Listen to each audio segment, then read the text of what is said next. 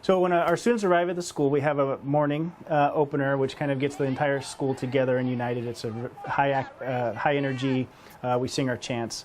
The students will then move into their rotation for the day. The rotation stays the same throughout the school year, but I'll give you an example. A second grader would begin the day in the math class. They have a 60-minute math lesson, and at the end of that 60-minute math lesson, we assess the students' learning for that day on what we call daily learning objective. Those who got it go on to the blended learning part and do ST math for 30 minutes. The rest are pulled into small group intervention.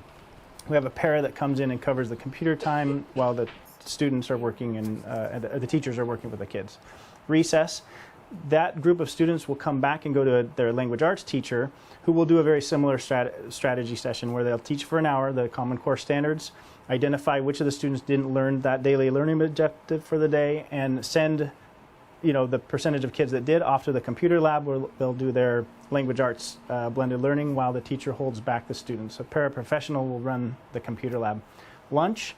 After lunch, we break our students up into small group reading where our paraprofessionals come in and will cover groups of 10 using a very systematic phonics instruction to make sure all of our students are reading well.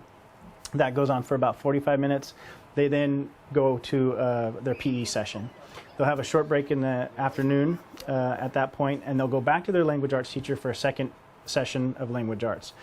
At that time, they're doing writing. They have the Chromebooks available to do some of the different software programs we use, such as KidBiz.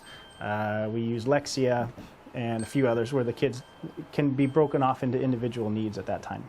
And then the last part of the day is our enrichment, which is our way of psychologically having the kids go home with a really great feeling, which is, hey, I just did art, or I just was involved in board games, or we were doing a leadership class. And the kids leave having a great experience at the end of the day. Here's the school schedule for Navigator Schools.